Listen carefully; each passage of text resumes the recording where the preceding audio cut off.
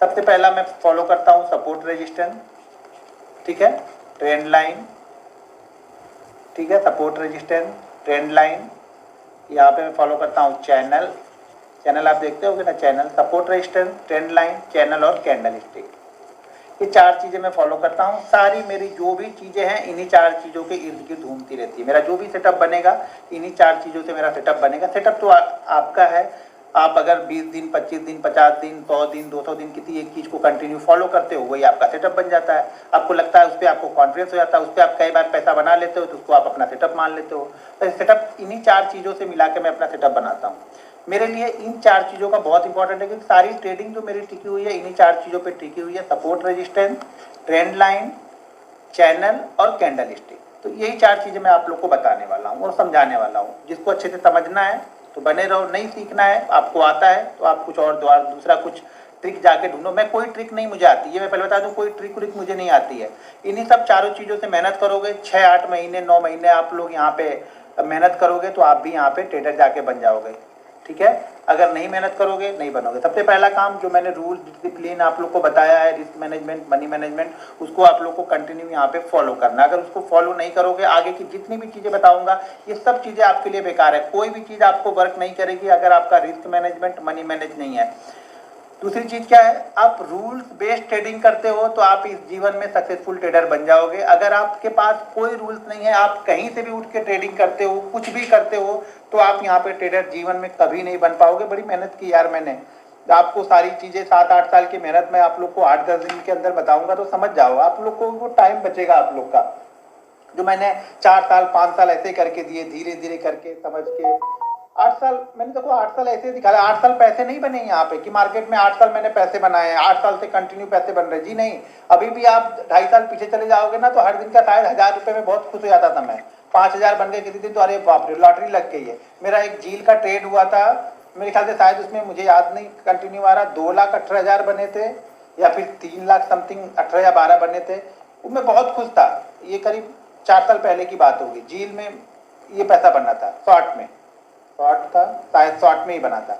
और दूसरा बना था पीसी ज्वेलर्स में, पीसी ज्वेलर्स था, हाँ शायद पीसी ज्वेलर्स था, पीसी ज्वेलर्स, हाँ पीसी ज्वेलर्स से मुझे लग रहा है, पीसी ज्वेलर्स से बने थे शॉर्ट करके। इसमें भी शॉर्ट करके ये भी एक ही दिन में 50-60% गिरा था। उस दिन भी मेरे ख्याल से शायद 2.5-3 लाख रुपए बने थे, तो बहुत खुश था। अब तो 2.5-3 लाख कुछ समझ में नहीं आता है, बने हैं कि इससे अच्छा लगता है कि 2.5-3 लाख बन रहे हैं तो 4 लाख 10 लाख का लॉस हो जाता तो भी फर्क नहीं पड़ेगा। यानी अगर एक दिन में अब 50 लाख का भी लॉस होता जाए और ये लॉस कंटिन्यू 20 दिन भी होगा ना तो भी मेरे ट्रेडिंग स्टाइल पे कोई फर्क नहीं पड़ेगा। मैंने इस तरह की मतलब मेहनत कर ली है, इस तरह का अपना रिस्क मैनेजमेंट कर लिया है कि 50 लाख भी एक दिन का हो, लेकिन ये होगा नहीं। एक गलती से बता रहा हूँ, एग्जांपल दे रहा हूँ, अगर हो जाए तो भी मेरी ट्रेडिंग लाइफ पे कोई फर्क नहीं पड़ेगा। 21वें दिन फिर मैं उसी क्वांटिटी के साथ में ट्रेड करूंगा, ठीक है। लेकिन अभी जो रिस्क है, रिस्क कैपेसिटी जो चल रही है, इस हिसाब से एक दिन का मैं 10 से 12 लाख का रिस्क लेके चलता हूँ भाई। इतना रिस्क लेके चल रहा हूँ। अगर हो गया तो 4 लाख पे भी आज बंद कर देता, नहीं वो ट्रेड मिलता, मार्केट नीचे नहीं जाता, मैं बंद कर देता। मिल गया, ट्रेड कर दिया, ठीक है। ट्रेड मिलेगा तो कर दूंगा। अगर ये स्टॉप लॉस 10-12 लाख का हो गया होता तब वो ट्रेड नहीं करता। अगर ये स्टॉप लॉस 10-12 लाख का आज का हो गया होता सुबह तब ट्रेड नहीं लेता। चलिए अब यहाँ पे कैंडल स्टिक में स्टार्ट करता हूँ। एक बात समझ लेना, कैंडल स्टिक स्टॉक मार्केट का दिल है। जिसने दिल को पकड़ लिया, समझ लिया, समझ लो उसका जीवन सफल है। स्टॉक मार्केट का दिल है कैंडल स्टिक। मैं यहाँ पे 6 से 7 कैंडल स्टिक फॉलो करता हूँ, वही चीजें बताऊंगा। यहाँ पे 30 तरह की कैंडल स्टिक आपको नहीं बताने वाला हूँ कि आप जाके खुद ही कंफ्यूज हो जाओ कि यार फॉलो किसको करना है और किसको नहीं फॉलो करना है। मैं यहाँ पे 4 से 6 तरह की आपको कैंडल स्टिक बताऊंगा जिसको मैं यूज करता हूँ, जो आसानी से आपको मिल जाए। कम से कम अगर अच्छा ट्रेंड बने तो दिन भर में कम से कम 1-2 सेटअप तो इससे मिल ही जाए। तो उसको मैं आप लोग को बताने वाला हूँ, तो उसको ध्यान से समझना, प्रैक्टिस करना। सारा गेम वापस प्रैक्टिस करने का है।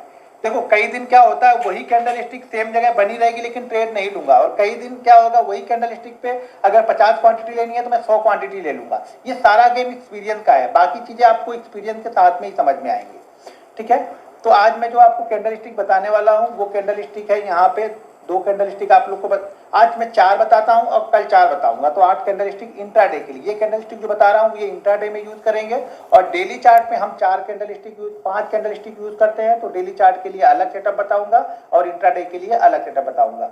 एक सेटअप ऐसा होता है जो हमें इंट्राडे में ही मार्केट में, चालू मार्केट में ही ढूंढना है कि हमें ट्रेड ढूंढना है, तो ये हो गया हमारा इंट्राडे का सेटअप। एक सेटअप ये होगा कि मैं आज ढूंढ के बैठा हूँ, आज मैं ढूंढ के बैठा हूँ कि कल मुझे क्या क्या स्टॉक्स ट्रेड करने हैं, कौन कौन से स्टॉक्स मेरी वॉच लिस्ट में रहेंगे। मान लो मुझे कल रिलायंस ट्रेड करना है, एक एग्जांपल दे रहा हूँ, मुझे SBI ट्रेड करना है, मुझे HDFC ट्रेड करना है, किस प्राइस पे ट्रेड करना है, मुझे आज ये पता है। जो मैंने बताया ना आप लोग को डायरी बना के रखना है, तो पहली डायरी में हमें ये लिख लेना है। वो कैसे निकालेंगे, उसका डेली चार्ट से भी, सपोर्ट रेजिस्टेंस से भी, ट्रेंड लाइन से, हर चीज से एक दिन पहले भी हम पता लगा लेंगे कि ये स्टॉक कल हमारी वॉच लिस्ट में रहने चाहिए। और एक इंट्राडे में, तो पहले मैं आप लोग को जो कैंडलस्टिक बता रहा हूँ, ये इंट्राडे की कैंडलस्टिक बता रहा हूँ, आपको इंट्राडे में ही इसे ढूंढना है, ठीक है।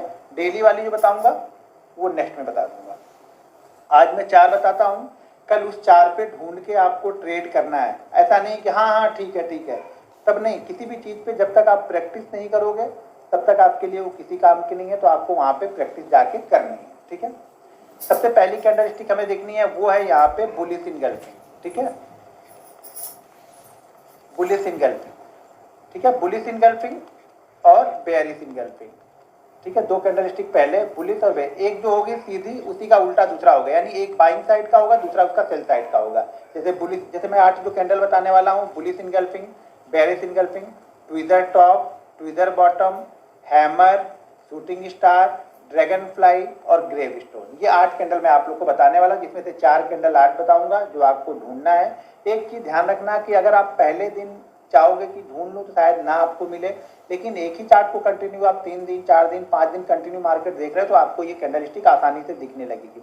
पहले क्या होता था ना, जब हम स्कूल जाते थे तो जब शुरू में पहली बार कंप्यूटर देखा था ना, तो कई दिन तो वो कीबोर्ड में A नहीं दिखता था, तो कभी P नहीं दिखता था, तो कभी D नहीं दिखता था। हमें अचरज के साथ में जाके टीचर को बोलते थे सर इसमें यच नहीं है। हमें ये लगता था कि हमने कुछ ढूंढ लिया है, कुछ यहाँ पे हमने कुछ नया खोज कर लिया है कि सर को बताऊंगा यच नहीं है, पूरा ढूंढने के बाद में भी नहीं दिखता था। उसी तरह से आपको भी चार्ट में वो चीजें नहीं दिखेंगी पहले, जब उस पर आप कंटिन्यू 4 दिन 5 दिन 10 दिन मेहनत करोगे तो धीरे धीरे दिखनी स्टार्ट होगी।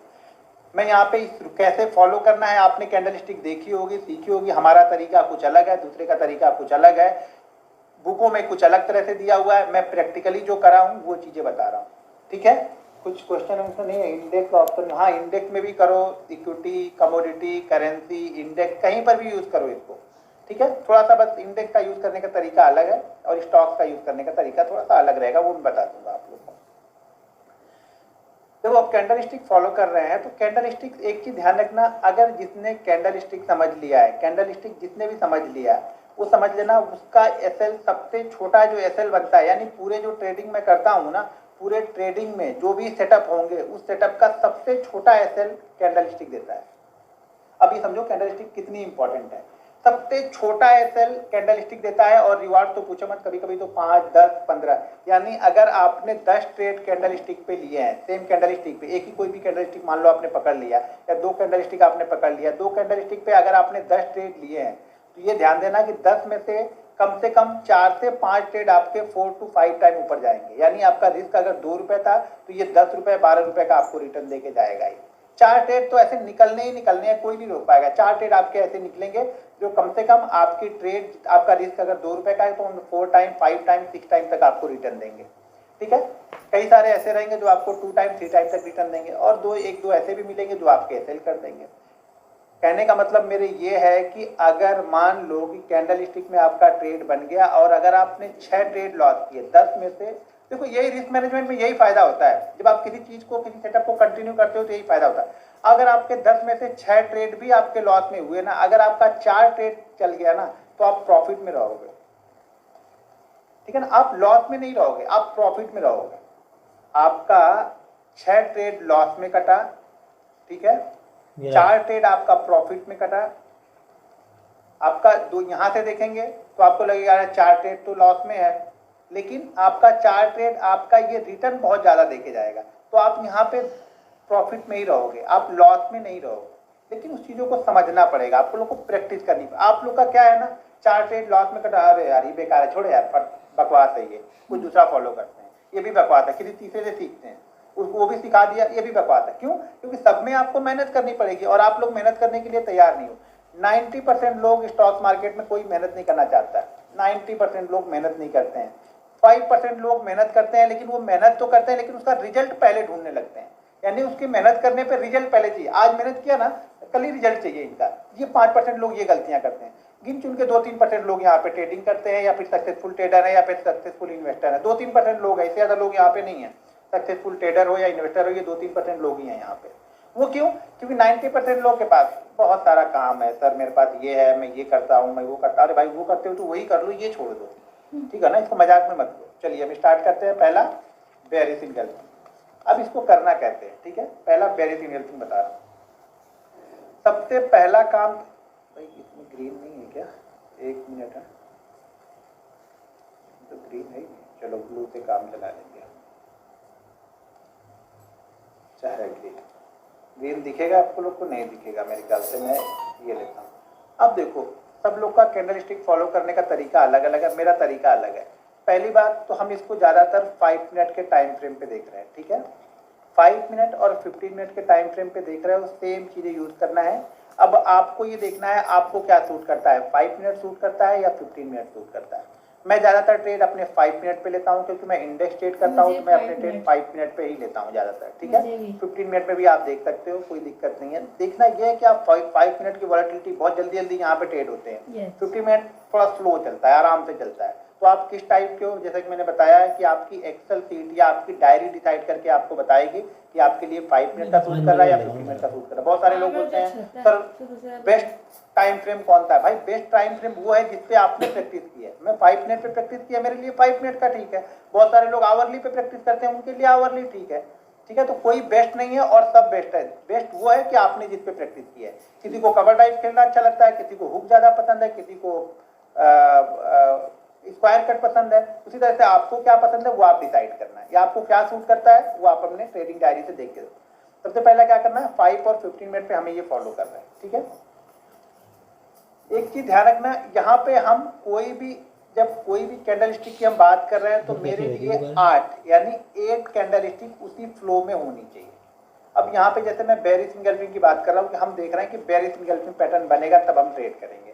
तो यहाँ पे हमें क्या करना है, सबसे पहला काम तो ये होना चाहिए कि 8 कैंडल उसी फ्लो में चलनी चाहिए। इसका मतलब ये नहीं कि सारी कैंडल ग्रीन होंगी, इसमें रेड भी होंगी, कोई दिक्कत नहीं। एक आध रेड होंगी, कोई दिक्कत नहीं। जैसे ये मान लिया कि ये रेड हो गई, यहाँ ध्यान ये रखना है कि जो ये रेड हो ना, कम से कम 2 कैंडलों को कवर ना कर ले। ये 2 कैंडलों को कवर ना करे। यहाँ पे एक पे चल रहा है, कोई दिक्कत नहीं, फिर से आगे ये ग्रीन कैंडलें बनने लगी, ऐसे मार्केट चल रहा है, ठीक है।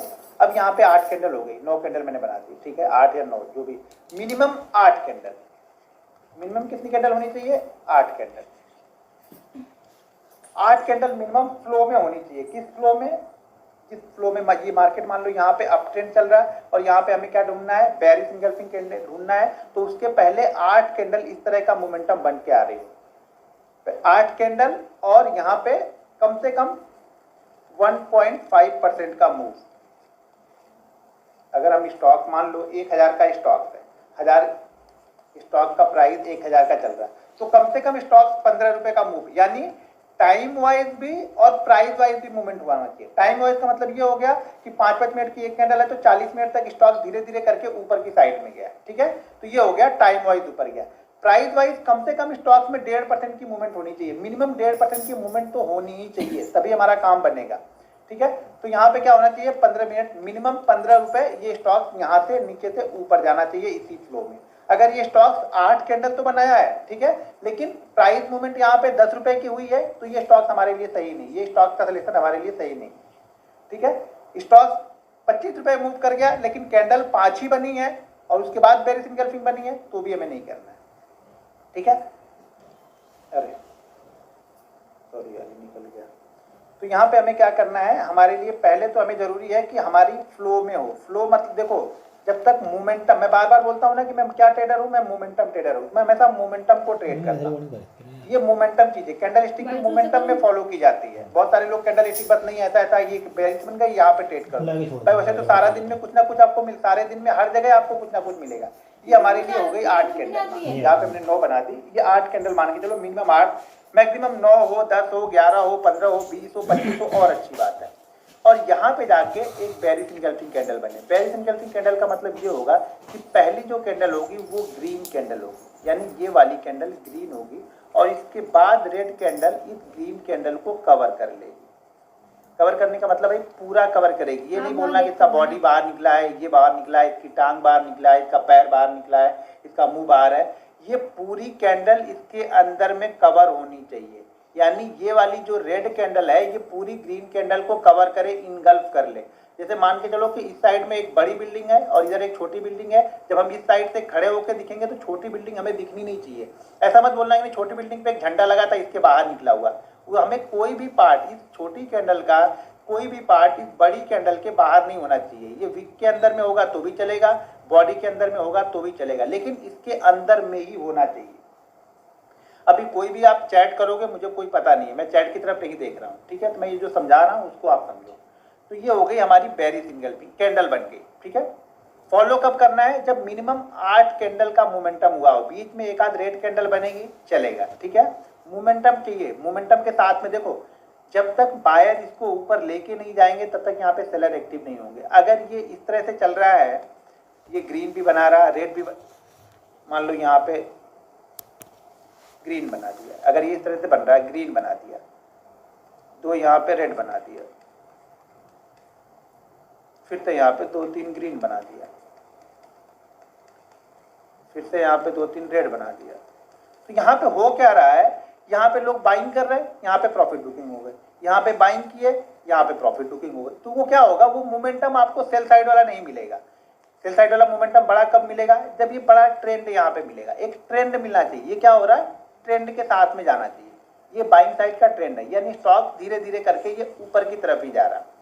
कितना चाहिए? ये 5 मिनट की कैंडल है, या फिर 5 मिनट में देख सकते हो या फिर 15 मिनट में देख सकते हो। दोनों ही में सेम रूल फॉलो करना है। 5 और 15 दोनों में ही सेम रूल फॉलो करना है। 5 और 15 मिनट या मिनिमम 1.5% का मूव होना चाहिए, ठीक है। अगर यही चीज आप बैंक निफ्टी में देख रहे हो, बैंक निफ्टी का अलग से नहीं बता रहा हूँ, यहाँ पे बता रहा हूँ, आप ध्यान से सुनो और लिख लो। अगर यही चीज आप बैंक निफ्टी को देख रहे हो तो बैंक निफ्टी में कम से कम 100 से 120 पॉइंट की मूवमेंट होनी चाहिए। अगर कैंडल स्टिक फॉलो करना है बैंक निफ्टी में तो 100 से 120 पॉइंट की मूवमेंट होनी चाहिए, वन वे मूवमेंट होनी चाहिए। ऐसा नहीं कि 4 कैंडल रेड बनी, 3 कैंडल ग्रीन बनी, फिर 5 कैंडल रेड बनी, फिर 4 कैंडल ग्रीन बनी, ऐसा नहीं चलेगा। एक मोमेंटम होना चाहिए, बीच में 1-2 रेड कैंडल होगी, चलेगा। रेड कैंडल ये ध्यान रखना है कि कोई भी 2 कैंडल को कवर ना कर ले।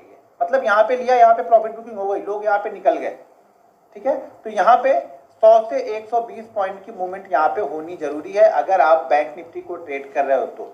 अगर आप निफ्टी ट्रेड कर रहे हो तो मिनिमम आपको यहाँ पे 50 to 60 पॉइंट की मूवमेंट होनी चाहिए। ये बैंक निफ्टी के लिए लिख लो आप लोग, बाद में मत पूछना फिर हमसे। बैंक निफ्टी के लिए 100 से 120 पॉइंट अगर कैंडल स्टिक फॉलो करना है। निफ्टी के लिए 50 to 60 पॉइंट। अगर हम यही चीज स्टॉक्स में कर रहे हैं तो मिनिमम 1.5% का मूव होना चाहिए। 2% का हो, 3% का हो, 4% का हो, 5% का हो और अच्छी बात है। बैंक निफ्टी 100 रुपए की जगह 100 पॉइंट की जगह पे 200 पॉइंट चला गया और अच्छी बात है।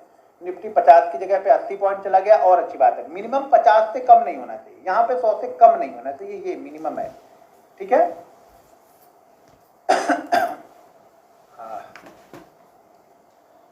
तो अभी मैं इसको पहले हटाता हूँ। अब यहाँ पे ये हमारी बन गई बेरिश इंगल्फिंग कैंडल, ठीक है। कुछ भी अभी पूछना नहीं, जब पूछने के लिए बोलूंगा तब पूछना, तब मैं रिप्लाई कर दूंगा, ऐसे रिप्लाई नहीं करूंगा। इसको बकवास लगे चले जाना भाई, मैं इसी बकवास पे पैसे बनाता हूँ तो वही बताऊंगा, जो आता है वही बताऊंगा, ठीक है। बाकी कुछ ढूंढना है तो ठीक जाके ढूंढ सकते हो। 10-20 हज़ार, 25 हज़ार, 50 हज़ार, 60 हज़ार, 1-1 लाख, 1.5 लाख रुपए देके टिक जाके सीख के आओगे। और टिक में आपको क्या सिखाया जाएगा कि एक बॉलिंजर बैंड लगा लेना, उसके बाद एक RSI लगा लेना, एक मूविंग एवरेज लगा लेना, और उसके ऊपर से देखना कि 20 का मूविंग एवरेज कहीं पीछे तो नहीं हो रहा और 21 का कहीं आगे तो नहीं जा रहा। इतनी सारी चीजें कंफ्यूज कर देंगे, खुद ही आप कंफ्यूज हो जाओगे। बस सारा गेम मूविंग एवरेज और एक सुपर ट्रेंड लगा लेना, बस हो जाओगे, ट्रेडर बन जाओगे। इतनी चीजें जान गए तो आप ट्रेडर बन गए। 25 हज़ार, 50 हज़ार, 60 हज़ार रुपए दे देना, सुपर ट्रेंड जाके सीख के आ जाना। मार्केट सुपर ट्रेंड से नहीं चलता, मार्केट मोमेंटम और आपके एक्सपीरियंस से चलता है। आपको कितना एक्सपीरियंस है वही आपको पैसा दिलाएगा। किसी भी चीज पे कितनी प्रैक्टिस कर रहे हैं वो आपको पैसा दिलाती है। अब यहाँ पे हमारी बेरिश इंगल्फिंग कैंडल बन चुकी है। ये पहला रूल हमारा था कि स्टॉक्स में कम से कम एक मोमेंटम, एक ट्रेंड में गया हो ऊपर की साइड में, जाने के बाद में यहाँ पे ये एक छोटी ग्रीन कैंडल बनी हो और बड़ी रेड कैंडल बनी हो। जो ग्रीन कैंडल है, रेड कैंडल ने उसे पूरी तरह से यहाँ पे कवर कर लिया है, ठीक है। अब यहाँ पे जो रूल है वो देखो क्या करना। अब इसके बाद हमें क्या करना है, अब इसके बाद ये है कि अरे यार ये बंद क्यों हो गया,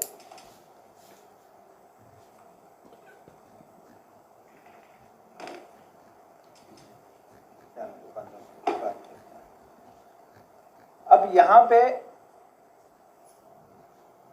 ये कैंडल बन गई, ठीक है। अब इसे हमें सेल कब करना है, अब वो समझ लो सेल करने का क्या क्या कंडीशन रहेगा। पहली चीज, सेल हम तब करते हैं जब ये पीजी वाली कैंडल है ना, सेकंड लास्ट कैंडल, इसके नीचे मार्केट ट्रेड करेगा तब। कब? अब जैसे ये बेरिश इंगल्फिंग बन गई, ये बेरिश इंगल्फिंग में हम ट्रेड नहीं कर रहे, बेरिश इंगल्फिंग बनने के बाद, क्योंकि ये दोनों मिलके तो अभी पैटर्न डिसाइड हुआ है कि बेरिश इंगल्फिंग बन गई है। इसके बाद मार्केट जब ये गिरेगा, इसके लो को ब्रेक करेगा, तब मैं यहाँ पे ट्रेड करूंगा। बहुत सारे लोग ये पूछते हैं कि लो को ब्रेक करेगा तो जब क्लोज करेगा तब ट्रेड करेंगे या जैसे ब्रेक करेगा वैसे ट्रेड करेंगे। तो मान लो इस कैंडल का लो है वो है 1010, ठीक है, और हमें पता है कि बेरिश इंगल्फिंग बन चुकी है, इसके बाद हमें 1010 के नीचे सेल करना है। तो जैसे ही मार्केट 1009.50, 9.75, 9.25 ट्रेड होगा, मैं यहाँ पे ट्रेड मार दूंगा। मैं क्लोजिंग का वेट नहीं करता हूँ, मैं ट्रेड, मेरा लेवल आ गया, मैं यहाँ पे ट्रेड कर दूंगा। कभी कभी नहीं, 10 में से 5 बार क्लोजिंग का मतलब ये होगा कि 1009 वाला आपको मिलेगा 1005 पे, फिर आपका एसएल बड़ा हो जाएगा यहाँ, ठीक है। तो मैं ट्रेड करता हूँ डायरेक्ट उसी पे। अगर आप क्लोजिंग पे ट्रेड करते हो तो हर बार क्लोजिंग पर ही ट्रेड करना है, एसएल भी हर बार क्लोजिंग का ही फिर लगाना। 2 चीजें फॉलो करोगे तभी क्लोजिंग को फॉलो करना, नहीं तो लाइव मार्केट में ट्रेड कर देना। मतलब आपका लेवल पता है कि 1010 पे लेना है, तो 1010 के नीचे 2-4 टिक हो गया, मैं ले लूंगा इसको, ठीक है। पहली कंडीशन ये है कि जैसे ही मार्केट फिर इसके लो को, यानी सेकंड लास्ट कैंडल, यानी ये ग्रीन कैंडल को हमें नहीं देखना है, ये वाली ग्रीन कैंडल, इस ग्रीन कैंडल से पहले ही ये ध्यान रखना, ये कैंडल ग्रीन ही रहनी चाहिए और ये कैंडल रेड ही रहनी चाहिए, तभी बेरिश इंगल्फिंग बनेगा।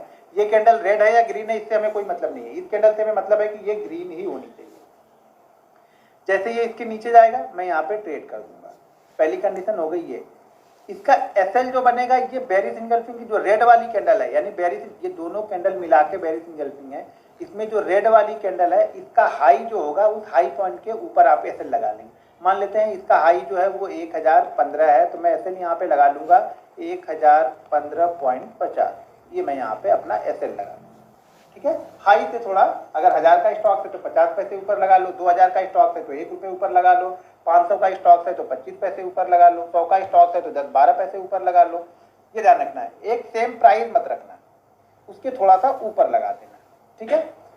बेरिश इंगल्फिंग बन गई, बेरिश इंगल्फिंग के बाद में इस कैंडल के लो के नीचे जाएगा तो हम यहाँ पे ट्रेड करेंगे। एसएल हमारा इस कैंडल का हाई, यानी जो बड़ी वाली रेड कैंडल है जिसके अंदर इसने इंगल्फ किया है, वो हमारा एसएल यहाँ पे बना हुआ है। जो पहला टारगेट हम रखते हैं ना, पहला जो टारगेट है ये एंट्री पॉइंट,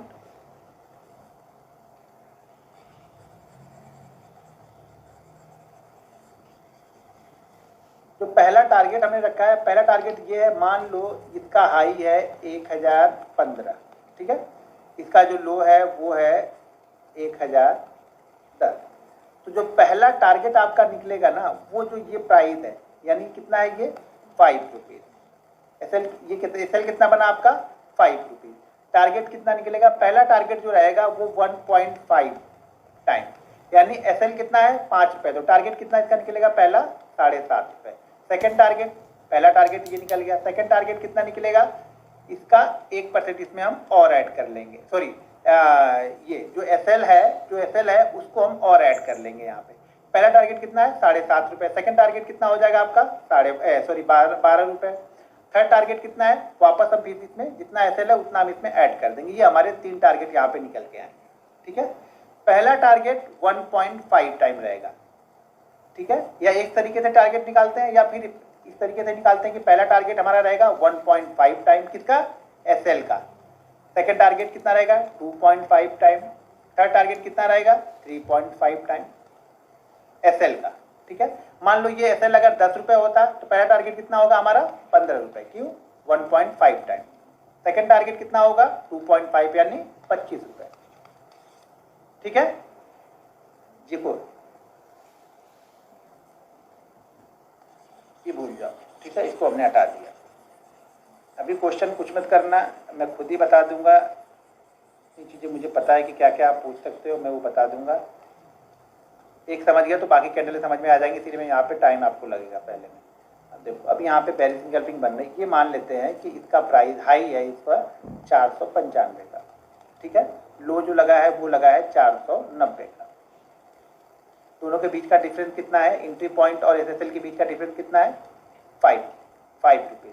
पहला टारगेट कितना हो गया, 1.5 टाइम, इसका 1.5 इसका 1 कितना हो गया 5 रुपये और 0.5 कितना हो गया 2.5 रुपये। तो पहला टारगेट कितना हो गया हमारा 7.5 रुपये। 7.5 रुपये कहाँ से, 490 के बाद 7.5 रुपये पहला टारगेट हो गया।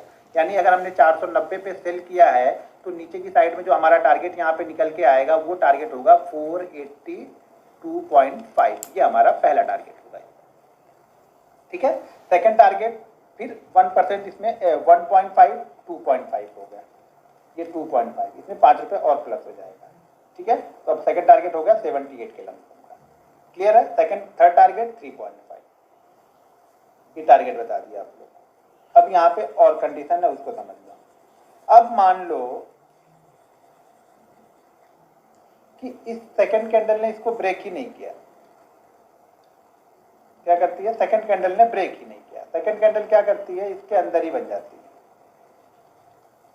थर्ड कैंडल भी इसके अंदर बन जाती है, फोर्थ भी इसके अंदर बन जाती है, और फिफ्थ कैंडल इसके अंदर बाहर जाके, मतलब ये फोर्थ कैंडल, इसके बाद 3 कैंडल इसके अंदर बनती है और चौथी कैंडल इसको ब्रेक करती है। अब इसको मैं ट्रेड नहीं करूंगा। अगर इस 3 कैंडल के अंदर किसी ने ब्रेक डाउन दिया, यानी इस लेवल को ब्रेक किया, किस लेवल को, मान लीजिए ये 490 वाला है, 490 वाला लेवल इस 3 कैंडलों में से ही किसी कैंडल ने ब्रेक करना चाहिए, तभी मैं ट्रेड लूंगा, वरना मैं ट्रेड नहीं लूंगा। अगर चौथी कैंडल अब दे रही है तो नहीं, टाइम हो गया। यहाँ पे क्या हो रहा कि यहाँ पे थिंकिंग क्या हो रही, सोच क्या मेरी हो गई यहाँ पे कि यार मार्केट ने एक बेरिश कैंडल बनाई, लेकिन बेरिश कैंडल के बाद में भी यार जो बेरिश वाले लोग हैं, जो जिनको सेल करना है, वो एक्टिव नहीं हो रहा है। यानी बायर के कंट्रोल में अभी भी मार्केट क्या हो रहा, बेरिश इंगल्फिंग बनने के बाद में भी बायर के कंट्रोल में ही चल रहा। और यहाँ पे जब लेट होके आता है ना तो ये फॉल्स होता ज्यादातर, या फिर बड़ा मूवमेंट देता नहीं, यहीं पे घूम फिर के ऊपर की तरफ निकल जाएगा। ये फिर क्या हो रहा है, ये रेंज बना दे रहा है ये। तो अगर 3 कैंडल के अंदर में ट्रेड दे रहा तो हम करेंगे, चौथी कैंडल ट्रेड दे रही तो नहीं करेंगे, ठीक है। किसी भी कैंडल ने, इस 3 कैंडल में मान लो हमने ट्रेड लिया, ट्रेड लेना है, और मान लो सेकंड कैंडल ने पहले ऊपर की साइड में ब्रेक किया और बाद में नीचे की साइड में ब्रेक कर रही है, तो अभी हम ट्रेड नहीं लेंगे। किसी भी कैंडल ने अगर इसके हाई को ब्रेक किया, यानी बेरिश इंगल्फिंग का हाई ब्रेक हो गया, मतलब ये सेटअप हमारा फेल हो चुका है, फिर हमें ट्रेड यहाँ पे नहीं लेना है। ट्रेड लेने के बाद अगर जा रहा तो मतलब हमारा एसएल हो रहा है। क्लियर है। यहाँ पे 3 कैंडल के अंदर में अगर ट्रेड एक्टिव होगा तो लेंगे, नहीं एक्टिव होगा तो छोड़ देंगे, समझ गए। एक कंडीशन ये हो गई। अब मान लो एक कंडीशन ऐसी भी बनती है कि मान लो ये बेरिश इंगल्फिंग वाली कैंडल ने ही, ये बेरिश इंगल्फिंग वाली कैंडल ने ही क्या किया है, सेकंड लास्ट कैंडल के लो को ब्रेक करके ब्रेक कर दिया है। इस कैंडल को, जैसे इसने मान लो कि 490 का लो था और इसने जो लो लगा दिया है वो लो लगा दिया है 489 का। तो अब हमें इससे मतलब नहीं है, अब हमें किससे मतलब है, ये बेरिश इंगल्फिंग के लो से मतलब है। वापस जब बेरिश इंगल्फिंग के लो के नीचे मार्केट ट्रेड करने लगेगा तब मैं इसको ट्रेड कर दूंगा, यानी अब 489 के नीचे ट्रेड करेगा अगला, तब मैं इसको ट्रेड कर दूंगा। लेकिन अगर बेरिश इंगल्फिंग की कैंडल ही इस 3-4 कैंडल को कवर कर लेती है तो भी हम ट्रेड नहीं करेंगे, फिर छोड़ देंगे, क्योंकि ऑलरेडी जो हमें मिलना था वो तो पहली कैंडल ने ही दे दिया यहाँ पे, तो भी हम इसको छोड़ देंगे। ये ध्यान रखना कि अगर ये बहुत बड़ी कैंडल बन गई है, मान लो ये मूवमेंट हो गया है तुम्हारा 1.5% का, और इसने ऑलरेडी कम से कम 1% का ट्रेड इसी कैंडल ने दे दिया, तो छोड़ देना, पीछे मत पड़ जाना किसी चीज के। सब कुछ दिमाग थोड़ा ठंडा रख के देखोगे, सोचोगे, कई बार चार्ट को देखोगे, अपने डायरी पे लिखोगे, तो सारी चीजें क्लियर कट होती जाएंगी। आपको मैं कितना भी बताऊंगा समझ में नहीं आएगा, जब तक आप लॉस नहीं लोगे और लॉस लेने के बाद उसकी एनालिसिस नहीं करोगे, चीजें समझ में नहीं आने वाली है। क्लियर हो गया। तो बेरिश इंगल्फिंग के पहला रूल क्या है कि कम से कम 8 कैंडल वन वे जा रही हो, बीच में एक आध रेड कैंडल हो, चलेगा।